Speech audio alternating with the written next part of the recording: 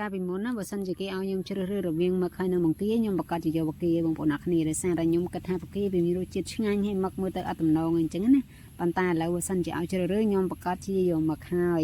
ដោយសារអីមឹកវាអត់មានសបកញ៉ៃញ៉ៃទេហើយពេលដែលយើងអាំងអញ្ចឹងទៅញ៉ាំជាមួយនឹងទឹកត្រីអីអញ្ចឹងគឺវាឆ្ងាញ់អញ្ចឹងណាបងប្អូនអរគ្នាហើយខ្ញុំមិនមែនថាបង្គាអត់ឆ្ងាញ់ទេបង្គាក៏ឆ្ងាញ់ដែរប៉ុន្តែយើងពិបាកក្នុងការបកអីអញ្ចឹងទៅចាឥឡូវយើងងាកមកមើលមឹកវិញម្ដងនេះមាត់មឹកគឺវាមានអីរឹងនៅក្នុងហ្នឹងអញ្ចឹងបងប្អូនអ្នកគ្នាអញ្ចឹងពេលដែលយើងធ្វើហើយយើងអត់ដកចេញពេលដែលយើងញ៉ាំប៉ះទៅវារឹងអត់ឆ្ងាញ់ទេហើយការធ្វើមានអីពិបាកទេយើងគ្រាន់ទាញអញ្ចឹងហើយបន្ទាប់មកយើងទាញស្ទះវាហ្នឹងណាបងប្អូនអ្នកគ្នាហើយយើងផូចមាត់វាឡាញ់នឹងចេញមកតែប៉ុណ្្នឹងទៅជាការស្រេចទេបងប្អូននេះនៅអាចវាបន្តិចទៀតបងប្អូនផ្លិចអាចនឹងសំខាន់ណាបើសិនជាយើងអត់ផូចចេញទៅវាបែកខ្មៅពេញនឹងហ្មងចាឥឡូវខ្ញុំធ្វើរួចរាល់ហើយអញ្ចឹងក៏លាងសម្អាតវាទុកមួយឡែកសិនទៅហើយមឹកនេះធំល្អនឹងបងប្អូនអ្នកគ្នាឥឡូវយើងងាកមកមើលមឹកដូងវិញម្ដងមឹកដូងក៏យើងធ្វើអញ្ចឹងដែរអត់ពិបាកទេកាលពីមុនពេលដែលធ្វើមឹកអីអញ្ចឹងម្ដងខ្ញុំវាយ YouTube មើលអស់ហើយបងប្អូនដោយសារតែអត់ចេះធ្វើទេអត់ដឹងថាគេធ្វើមិនទេហើយបកាគឺវាទូចអញ្ចឹងឯងបងប្អូនបកាធម្មជាតិវាអត់សូវធំទេចាហើយឥឡូវខ្ញុំចាប់ដើមរៀបចំដោតដើម្បីដាក់អាំងអញ្ចឹងណាចាហើយមឹកនេះខ្ញុំអាំងដោតជាប់គ្នាវិញអញ្ចឹងទៅចាដើម្បីពេលដែលយើងយកទៅអាំងទៅមើលទៅតំណងអញ្ចឹងណាបងប្អូនចាឥឡូវយើងរៀបចំរួចរាល់អស់ហើយចា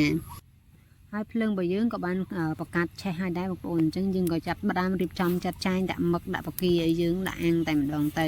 ចាហើយនេះគឺជាទឹកសម្រាប់លាបមឹករបស់យើងណាចាទឹកហ្នឹងគឺខ្ញុំធ្វើចេញពីគ្រាប់សាគូហើយនឹងប្រេងខ្យងយើងយកគ្រាប់សាគូឆាជាមួយនឹងប្រេងឆាទៅបន្ទាប់មកយើងស្រង់គ្រាប់វាចេញហើយយើងចាក់ប្រេងខ្យងចូលកូរលាយជាមួយគ្នាមកយើងយកមកលាបអញ្ចឹងឃើញពណ៌ស្អាតអញ្ចឹងបងប្អូនគ្នាហើយកាលពីមុនខ្ញុំមានដឹងថាគេយកទឹកប្រេងខ្យងឲ្យលាយជាមួយគ្នាអញ្ចឹងណាខ្ញុំគិតថាគេលាបលាក់ខ្ញុំអត់ដែរហ៊ានលាបទេពេលដែលធ្វើគឺខ្ញុំអាំងនៅសឡែតនឹងឯងចាហើយពេលដែលយើងញ៉ាំទៅវាមានឆ្ងាញ់ទេបងប្អូនអើយស្វិតក្រៀមមកដូចអីដែលយើងលាបទេពេលដែលយើងលាបអញ្ចឹងយើងមានប្រេងឆាមានអីអញ្ចឹងវាបែបរៀង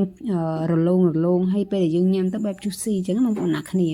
ចាឥឡូវមឹករបស់ខ្ញុំក៏រៀងឆ្អិនបកាក៏រៀងឆ្អិនដែរហើយខ្ញុំហាន់មឹកអញ្ចឹងទៅដើម្បីងាយស្រួលពេលដែលយើងញ៉ាំទៅឆ្ងាញ់ហើយស្រួលញ៉ាំអញ្ចឹងណាចាឥឡូវបកាក៏ដូចជាមឹករបស់ខ្ញុំហ្នឹងគឺបានឆ្អិនហើយចា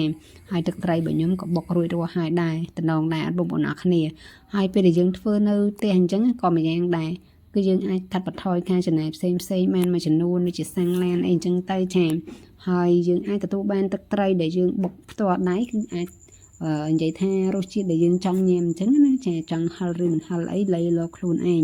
ហើយសម្រាប់វីដេអូនេះក៏អត់មានអីទៀតដែរបងប្អូនអ្នកគ្នាមានតែប៉ុណ្្នឹងទេអរគុណបងប្អូនអ្នកគ្នាដែលបានតាមដានទស្សនាវីដេអូរបស់ខ្ញុំតាំងពីដើមរហូតដល់ចប់ចាំជួបគ្នានៅវីដេអូក្រោយទៀតជម្រាបលា